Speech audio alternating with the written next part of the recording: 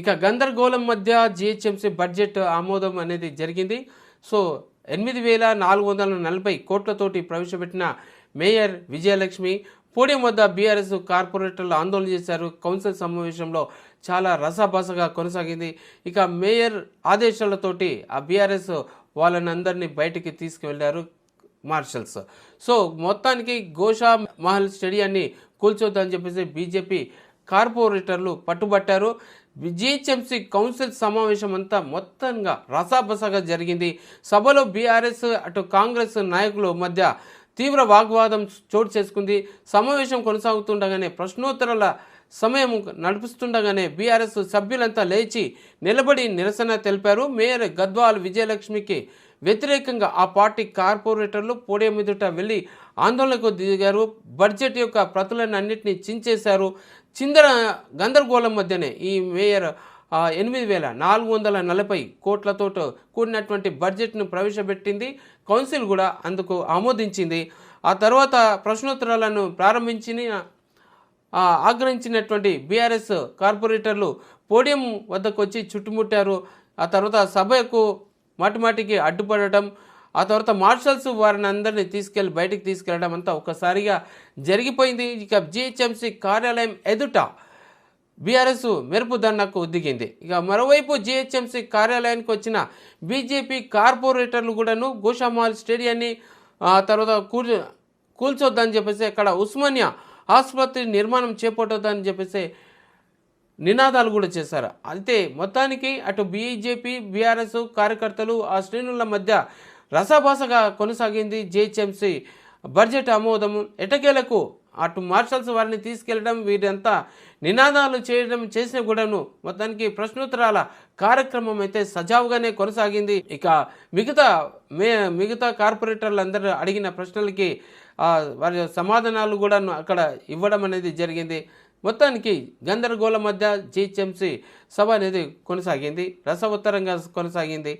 So అలాగే phone tapping కేసులో మొన్న తిరుపతన్నకు ఊరట లభించింది. ఆ తర్వాత ఊరట ఇన్ ద సెన్స్ ఆయనకి బెయిల్ రావడము, ఆ తర్వాత రాధాకిషన్ రావుకి అలాగే భుజంగరావుకు కూడా బెయిల్ రావడం అనేది ఇప్పుడు దీనికి సంబంధించినటువంటి విషయం ఇక్కడ కనబడుతుంది. ఫోన్ ట్యాపింగ్ కేసులో నిందితులైనటువంటి వీరికి ఒక్కొక్కరికి బెయిల్ రావడం, తర్వాత వీరు కంటిన్యూస్గా శిక్ష అనుభవించడం అనేది జరిగింది. కాబట్టి ఇప్పుడు వీరికి అందరికీ బెయిల్ మంజూరు అయినట్టుగా తెలుస్తుంది. ఒక్కొక్కరికి ₹1,00,000 చొప్పున 2 షూరిటీలు ఇస్తూ పాస్పోర్టులు కూడా సమర్పించాలని చెప్పేసి కోర్టు షరతులు విధించింది.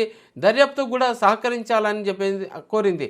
ఇక సుదీర్ఘ కాలం వీరంతా జైల్లో ఉండటం వల్లనే వీరికి బెయిల్ ఇవ్వడం అనేది జరిగింది. న్యాయస్థానం బెయిల్ ఇవ్వడం అనేది జరిగింది. ఇక ప్రణీత్ తప్ప అందరూ బయటకు వచ్చినట్టే.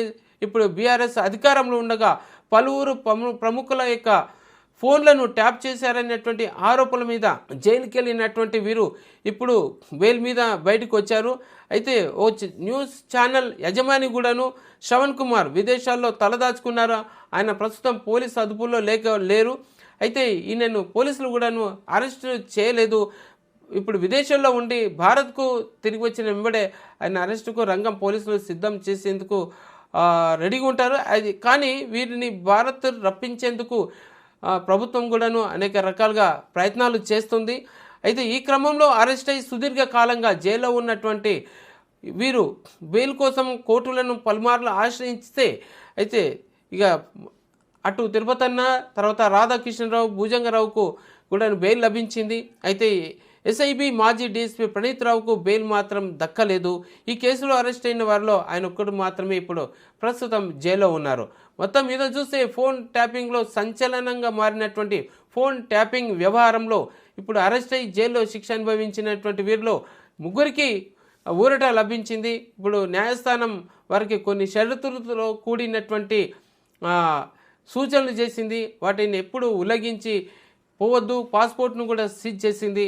తర్వాత షూరిటీలను కూడా అడిగింది. వాటన్నిటిని సమర్పిస్తూ కోర్టు ఇచ్చినటువంటి ఆదేశాలను అనుసారంగానే వారంతా నడుచుకోవాల్సినటువంటి అవసరం ఉంది.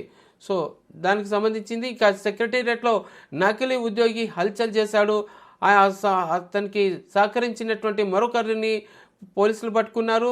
ఆ తర్వాత ఉద్యోగాల పేరుతోటి డబ్బులు వసూలు చేసినటువంటి ఆరోపణల నేపథ్యంలో సైఫాబాద్ పోలీసులు వీరిద్దరిని అరెస్ట్ చేసి పోలీస్ స్టేషన్కి తీసుకెళ్లారు.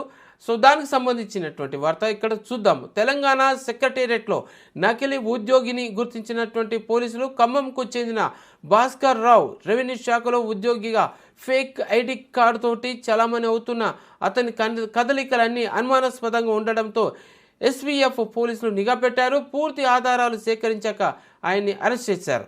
సీఎం రేవంత్ రెడ్డి నిన్న సచివాలయంలో ప్రెస్ మీట్ పెట్టిన సమయంలో భాస్కర్ రావు అతన్ని పోలీసులు పట్టుకున్నారు. అతడికి minority department section officer V Prashant car driver fake ID card తయారు చేసినట్టుగా గుర్తించారు. రెవెన్యూ శాఖ జూనియర్ అసిస్టెంట్ ఫేక్ ఐడి కార్డుతో చలామణి అవుతున్న భాస్కర్ రావుతో పాటు అతడికి సహకరించిన డ్రైవర్ రవిని కూడాను సైఫాబాద్ పోలీసులు అదుపులోకి తీసుకొని విచారిస్తున్నారు. నిందితులు ఇద్దరు సెక్రటేరియట్లో కీలక మంత్రుల పేర్లు చెప్పి అనేక రకాలుగా డబ్బులు వసూలు చేశారు. ఉద్యోగాలు ఇప్పిస్తామని చెప్పేసి ఆశ చూపించారు. ఇక పెద్ద మొత్తంలో ఇప్పటికే డబ్బులను వసూలు చేసినట్టుగా ఆరోపణలు కూడా వినిపిస్తున్నాయి. ఈ నేపథ్యంలో పోలీసులు గట్టిగా నిఘా వేసి ఫిర్యాదులు వచ్చిన నేపథ్యంలో ఎస్పీఎఫ్ పోలీసులు గట్టిగానే ఆయన్ని పట్టుకొని విచారిస్తున్నారు. పోలీసుల అదుపులో ప్రస్తుతం నిందితులు. సో ఇట్లాంటి తప్పుడు నిర్ణయాలు తీసుకొని జనాన్ని మోసం చేసి కొలగొట్టేందుకు ప్రయత్నం చేసే వారికి శిక్ష సక్రమంగానే పడాల్సినటువంటి అవసరం ఉంది.